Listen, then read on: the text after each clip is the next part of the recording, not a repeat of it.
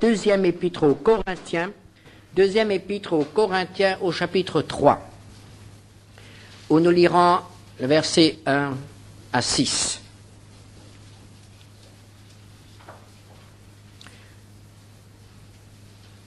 « 2 Corinthiens, chapitre 3, versets 1 à 6. Commençons-nous de nouveau à nous recommander nous-mêmes, ou avons-nous besoin, comme quelques-uns, de lettres de recommandation auprès de vous ou de votre part? C'est vous qui êtes notre lettre écrite dans nos cœurs, connue et lue de tous les hommes. Vous êtes manifestement une lettre de Christ, écrite par notre ministère, non avec de l'encre, mais avec l'Esprit du Dieu vivant, non sur des tables de pierre, mais sur des tables de chair, sur les cœurs. Cette assurance-là, nous l'avons par Christ auprès de Dieu. Ce n'est pas à dire que nous soyons par nous-mêmes capables de concevoir quelque chose comme venant de nous-mêmes. Notre capacité, au contraire, vient de Dieu. Il nous a aussi rendus capables d'être ministres d'une nouvelle alliance, non de la lettre, mais de l'esprit, car la lettre tue, mais l'esprit vivifie. L'apôtre Paul emploie ici une image pour exprimer ce que nous sommes pour Dieu dans ce monde. Une lettre de Christ. Il nous apprend que nous avons quelque chose à transmettre de la part du Seigneur Jésus-Christ. Pour beaucoup d'hommes, la seule Bible qu'ils lisent, qu'ils sont parfois obligés de lire, ou qu'ils lisent volontairement, c'est la vie des chrétiens. Les chrétiens qui connaissent la parole de Dieu et qui, d'une manière ou d'une autre, plus ou moins bien, l'appliquent dans leur vie. Et c'est la raison pour laquelle l'apôtre Paul dit que nous sommes une lettre de Christ. Et nous voulons ce matin essayer de réfléchir à ce que cela implique dans notre vie de tous les jours et comment nous pouvons réaliser cette vocation. Une lettre a un auteur. Le Saint-Esprit est l'auteur de la lettre de Christ. C'est lui qui a pris possession de notre être le jour où nous avons accepté Jésus-Christ comme notre Sauveur et Seigneur.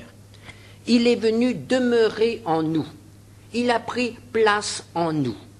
Et maintenant, dans notre vie, dans notre cœur, le Saint-Esprit a comme but, et c'est là tout son travail, de nous transformer afin que nous puissions atteindre la stature parfaite de Christ.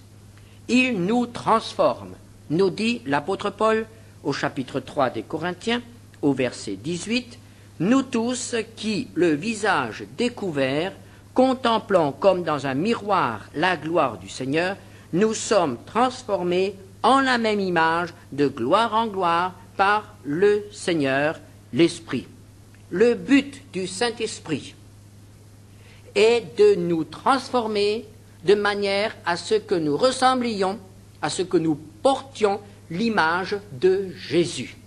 C'est là son but, c'est là son œuvre en nous. C'est ce que nous appelons la sanctification. La sanctification, c'est la transformation de notre caractère, la transformation de notre vie, de manière à ce qu'elle reflète la vie, le caractère, les sentiments, la personne de notre Sauveur. Et c'est une transformation radicale. Quand nous lisons dans quel état se trouvaient les Corinthiens lorsque la parole de Dieu leur a annoncé, nous mesurons toute la grandeur de l'œuvre que le Saint-Esprit est en train de faire dans ces hommes et dans ces femmes. 1 Corinthiens 6, versets 10 à 11. Ne vous y trompez pas, ni les impudiques, ni les idolâtres, ni les adultères, ni les efféminés, ni les infâmes, ni les voleurs, ni les cupides, ni les ivrognes, ni les outrageux, ni les ravisseurs n'hériteront le royaume de Dieu. Une longue liste. Et soudain, nous lisons, l'apôtre Paul poursuit, et c'est là ce que vous étiez, quelques-uns de vous. Oui, parmi les chrétiens de Corinthe, certains d'entre eux avaient ce passé-là. Ils appartenaient à une de ces catégories mentionnées par l'apôtre, ces hommes corrompus, ces hommes pervertis par le vice, qui ne peuvent de même entrer dans le royaume de Dieu.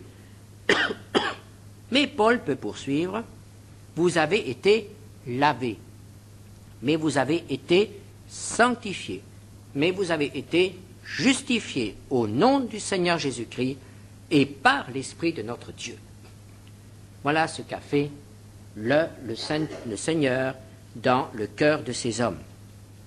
C'étaient des hommes violents, des impudiques, des adultères, et le Seigneur les a transformés, les a purifiés, les a lavés, les a sanctifiés. Une transformation radicale. Et c'est pourquoi l'apôtre Paul dit encore qu'ils sont maintenant devenus une bonne odeur de Christ. 2 Corinthiens 2, versets 14 et 15.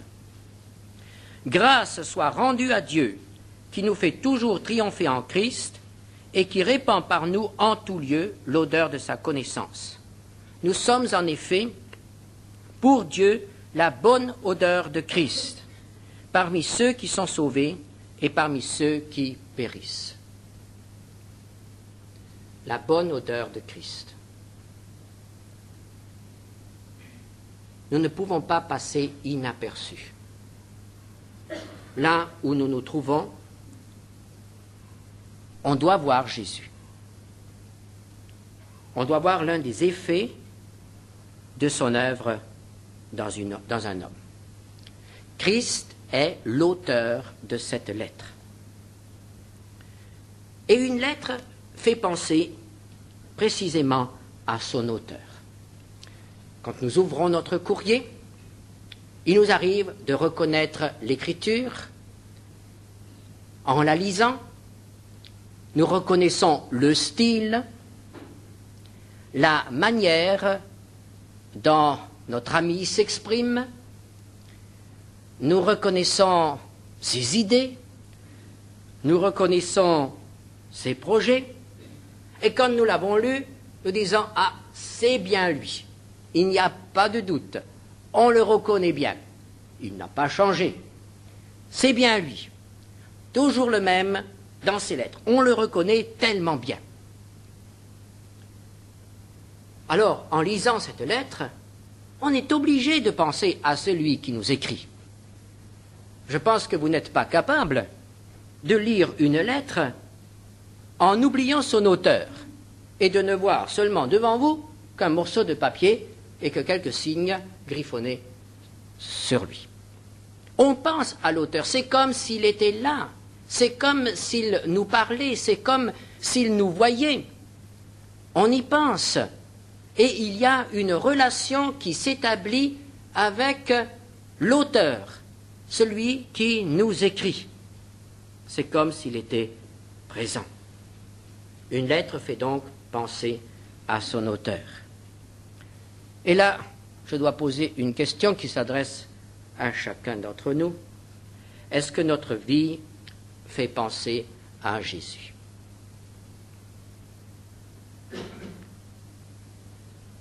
Est-ce qu'en nous voyant vivre, ceux qui nous connaissent doivent reconnaître « Ah oui, c'est un chrétien. C'est un chrétien. »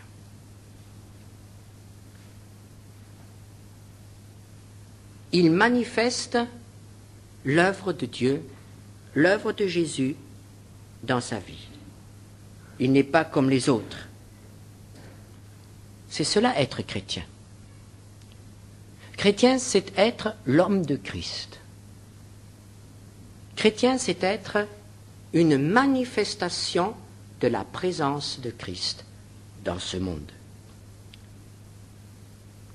Une référence. L'apôtre Paul écrit dans Philippiens, chapitre 2,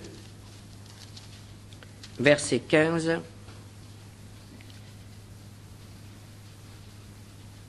afin que vous soyez irréprochables et purs, des enfants de Dieu irrépréhensibles au milieu d'une génération perverse et corrompue, parmi laquelle vous brillez comme des flambeaux dans le monde. La Bible lue par le monde, c'est notre vie.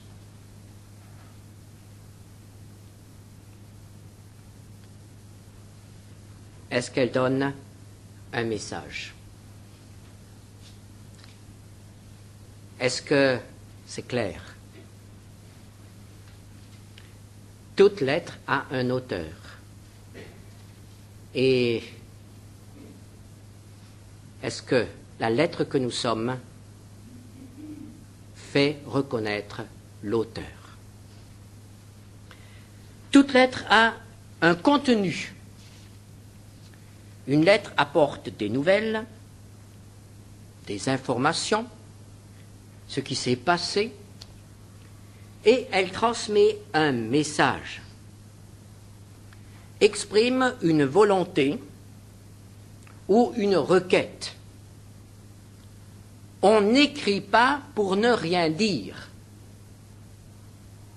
On écrit pour informer,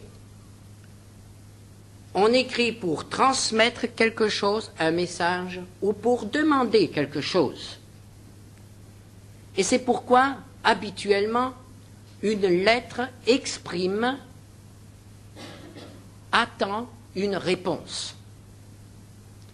Bien sûr, nous ne pouvons pas répondre à toutes les lettres.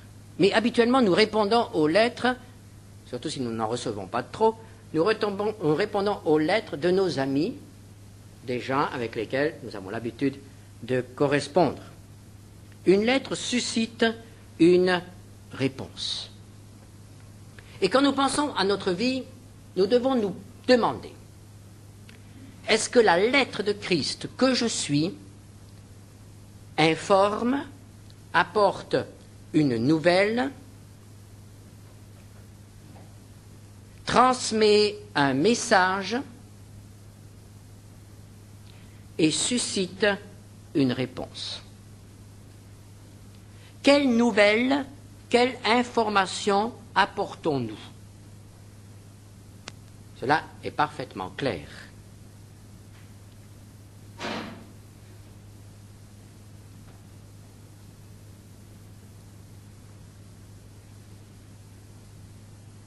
Quelle est la nouvelle que nous transmettons? Nous avons à transmettre l'Évangile, c'est-à-dire la bonne nouvelle de la venue du Fils de Dieu qui s'est fait homme et qui a vécu parmi les hommes une vie d'homme modèle, qui a accepté de prendre sur lui les péchés des hommes, qui est mort à cause de nos péchés et qui nous offre maintenant de nous réconcilier avec Dieu. C'est cela la bonne nouvelle. C'est cela que nous devons communiquer, que nous n'avons absolument pas le droit de cacher, de garder pour nous. C'est une information que nous sommes contraints de transmettre. C'est notre responsabilité de transmettre cette information. Si Dieu nous a sauvés, si Dieu a fait de nous une lettre, il veut qu'autour de nous, partout où nous allons, partout où nous vivons, cette nouvelle parvienne. Cette information soit connue. Dieu a visité les hommes, Dieu offre de sauver les hommes. Jésus est notre sauveur. Une autre information que nous avons à donner, c'est qu'il y a un avenir pour l'humanité. C'est que les ténèbres ne régneront pas toujours sur cette terre, c'est que l'injustice ne remportera pas la victoire. C'est aussi une information concernant l'avenir. La première information concernait le passé, mais nous avons une information concernant l'avenir. Nous annonçons la venue de notre bien-aimé, la venue du Sauveur qui établira dans ce monde un règne de paix et de justice. et qui changera la face du monde. Et enfin, notre lettre, la lettre que nous sommes, a aussi un message à transmettre. Quel est ce message? Ce message, c'est que Dieu est amour. Et comment pouvons-nous transmettre ce message de l'amour de Dieu? Il n'y a pas d'autre moyen que d'aimer. Nous devons être des manifestations de l'amour de Dieu. Que l'amour de Dieu puisse être vu, être connu partout où nous sommes, en quelque lieu que nous soyons, dans notre famille, dans notre lieu de travail, dans notre école, dans notre université. Partout où nous sommes, il faut que notre vie reflète quelque chose, soit une manifestation du Dieu qui est amour. Et cela, nous ne le pouvons pas autrement qu'en le vivant. Cela ne sert à rien de dire à ceux que nous rencontrons « Dieu t'aime » si nous ne sommes pas capables, nous, d'aimer. Si nous vivons recroquevillés sur nous-mêmes, si nous ne sommes préoccupés que par nos propres besoins, par nos propres intérêts, si nous ne sommes pas capables d'ouvrir notre cœur pour ceux qui nous entourent ou ceux que Dieu place sur notre chemin. Dieu veut que le monde sache qu'il aime, mais il n'a pas d'autre moyen de faire connaître cela aux hommes que nous. Et si nous refusons d'aimer, si nous ne permettons pas au Saint-Esprit de remplir notre cœur d'amour et de laisser couler ces fleuves d'eau vive, ces fleuves d'amour autour de nous, le monde ne saura pas ce qu'est l'amour de Dieu. Nous avons un message à transmettre. Les gens ne connaissent Dieu que par nous. Ce n'est pas un ange qui révèle Dieu aux hommes. Et la Bible ne sera lue que s'il y a déjà quelque chose qui attire les gens. C'est nous, la Bible, que le monde lit. Et dans cette Bible que nous sommes, il faut que le monde comprenne et reconnaisse que Dieu est amour.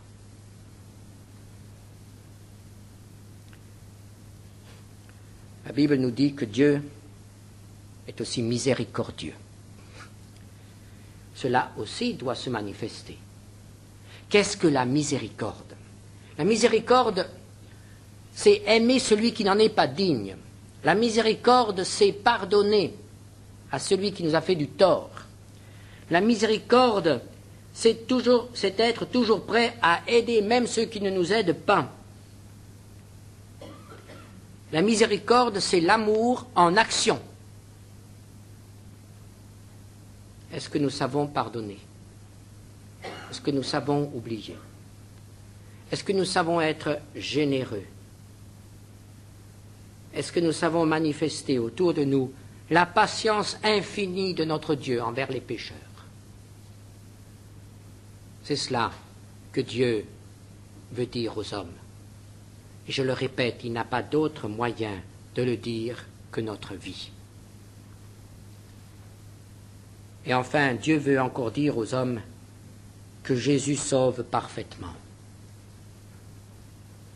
Ce que Jésus fait dans notre vie, ce n'est pas un demi-travail, ce n'est pas du bricolage. Le Seigneur n'est pas en train de rapiécer notre vie. Il a le pouvoir de faire quelque chose de tout à fait nouveau, au point que les hommes doivent reconnaître, comme Paul l'écrivait aux Corinthiens, « Vous étiez autrefois dans la boue du péché, et maintenant vous êtes des saints, maintenant vous êtes des hommes de Dieu. » Est-ce qu'il y a dans notre vie aussi cette autrefois et ce maintenant? Et entre l'autrefois que nous étions et ce maintenant, il y a toute l'œuvre de Dieu. Il y a toute l'œuvre du Saint-Esprit dans notre vie. Le Saint-Esprit qui transforme toutes choses. Et qui manifeste aux yeux du monde que notre Seigneur est un puissant sauveur. Et qu'il a le pouvoir de transformer les hommes les plus bas tombés, de donner l'espoir à ceux qui sont désespérés et de laver les souillures les plus profondes, les plus viles qui ont marqué notre passé. Le message que nous avons à transmettre, c'est que Dieu sauve parfaitement. Est-ce que ce message est perçu lorsqu'on nous voit vivre? Vous êtes une lettre de Christ, dit Paul. Une lettre a un auteur et une lettre a un contenu. Mais la lettre ne peut pas remplacer la personne. Ça, nous le savons bien. Les fiancés le savent très bien aussi. Lorsqu'ils sont séparés, quelle joie de recevoir une lettre. Mais lorsque le fiancé arrive, je suis persuadé que l'on met la lettre de côté. La lettre ne peut pas remplacer l'auteur.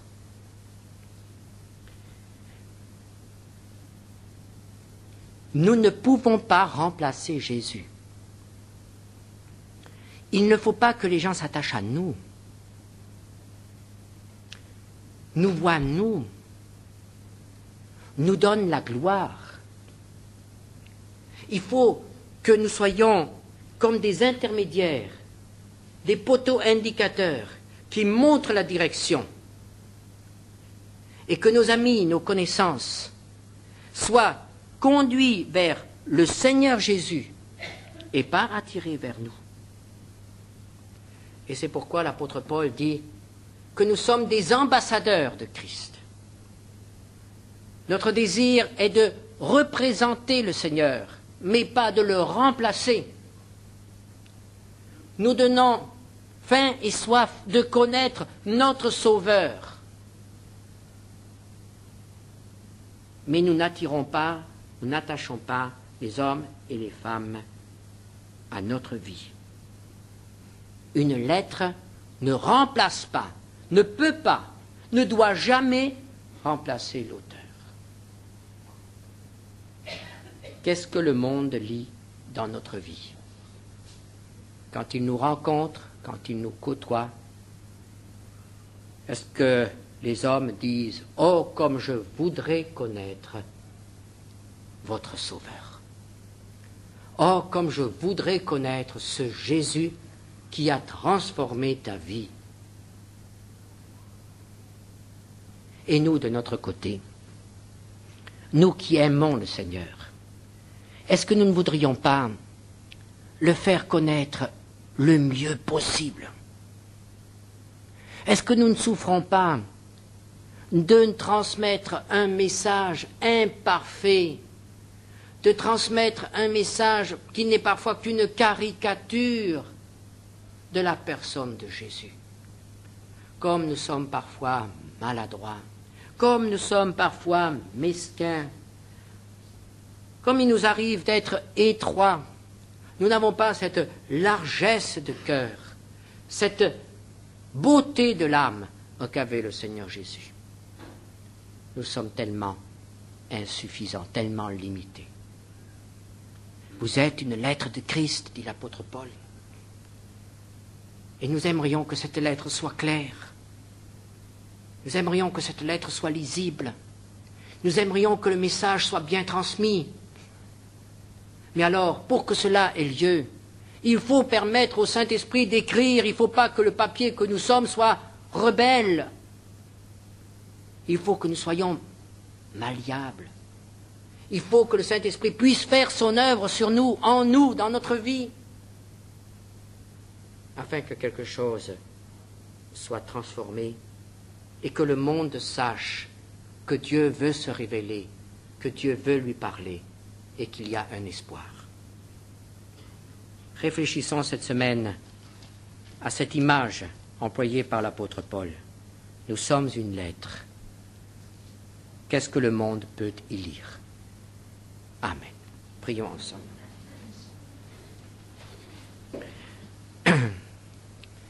Seigneur notre Dieu, nous te remercions parce que tu nous aimes. Et tu nous as placés dans ce monde pour être tes témoins. Mais nous reconnaissons aussi, Seigneur, notre responsabilité. Parce qu'il faut que ce que tu veux dire au monde soit transmis par nous, et nous le transmettons tellement mal. Et nous te demandons pardon, Seigneur, de tous les faux messages que nous transmettons, de tous les obstacles que notre vie représente pour toi. Tu veux aller vers les hommes, tu veux leur manifester ton amour, mais nous sommes là en travers. Apprends-nous, Seigneur, à progresser afin que le monde reconnaisse que tu as vraiment fait une œuvre nouvelle